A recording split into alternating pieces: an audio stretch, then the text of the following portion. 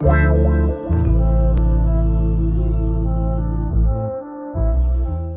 going on, everyone? It's Purple Haze here with another segment talking about gaming industry strategies. And today I'm talking about the challenges to these strategies, particularly the challenges to Xbox.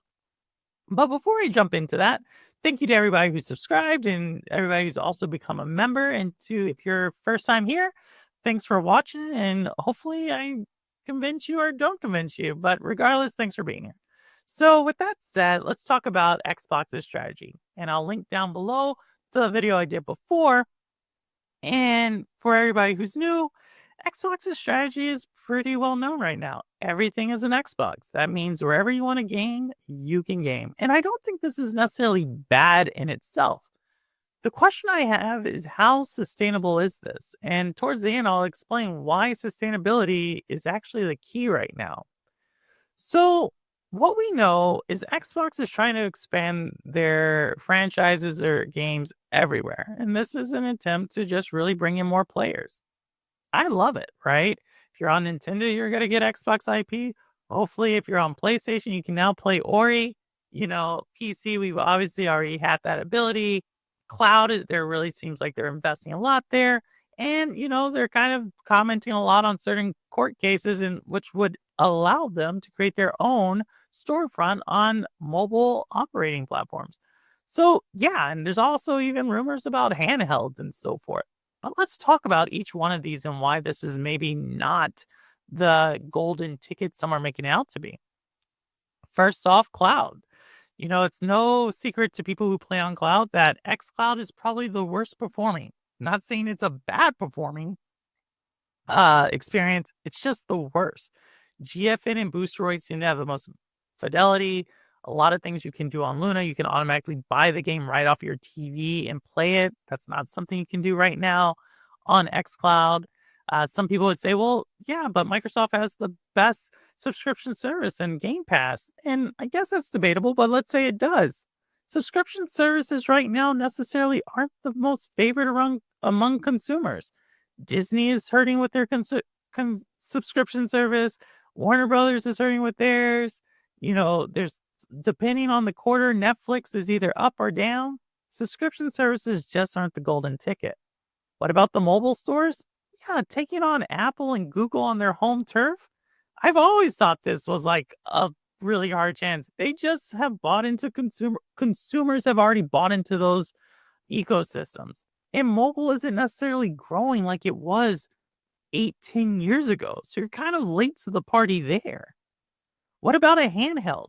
Well, if you couldn't do anything against Sony in that console market, what makes you think you're going to go compete against Nintendo in the handheld? Let alone Nintendo. What about Steam and Lenovo? These are actually hardware makers, and Steam is actually the storefront that many PC gamers already gravitate towards and could be argued already has a monopoly. So, again, why would you go do that? For everybody saying, well, maybe they're going to create their own operating system to be played on handheld. Even then, I'm saying, well, your operating system is losing market share in the home computer market.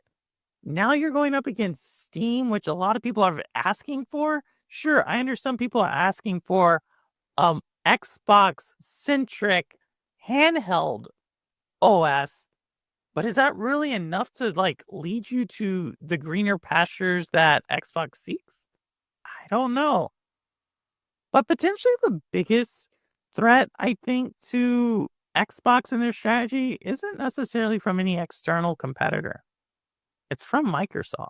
And what do I mean by that? Well, simple. How much money is enough for Microsoft? You see, Xbox is profitable. Everybody always says Xbox is making money hand over fist. What I like to say is yeah, they want to make money two hands over two fists.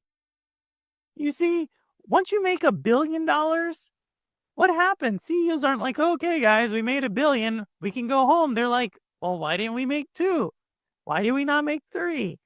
And that leads you to always searching for what is the next profitable thing. Within Microsoft, you have a couple of things that are really, really profitable. Think about Microsoft Cloud, Azure. Yeah, that has all their B2B clients. Think about LinkedIn. Do you know, like, when LinkedIn was bought, Microsoft's already increased the revenue annually for LinkedIn by 4 times? I don't think they've been able to do that with Xbox anytime soon or recently. What about the sexy kid on the block in AI? Yeah, that one's already arguably added $500 billion to Microsoft's market cap. Xbox? I don't think so. See, I think Microsoft, in particular, it will never be enough. And when it's not enough, we already know what's going to happen. The same thing that happened to Clippy with Windows. No longer there. If you think I'm kidding or you think I'm being doomsday, look no further than the most recent articles. It's Satya Nadella nearly having the ability to kill Xbox in 2021. We already know that he also made a similar decision to keep Xbox alive in 2013, 2014. If you ask me, there's one thing that all these things, both of those decisions had in common. They both came at the end of a certain generation, at the beginning of another generation. So the question, you think he's going to double down or triple down again? He's already tried to spend over $70 billion helping Xbox. He's already tried to sign exclusives helping Xbox. He's already tried to turn Xbox into a home entertainment system. He's really trying everything. And if these things, these strategies that I just outlined before don't necessarily work out, what do you think he's going to do then?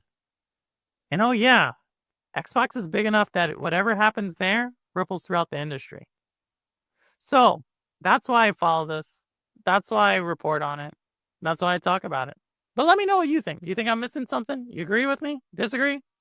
Or maybe you just like Xbox and tell me why you like it.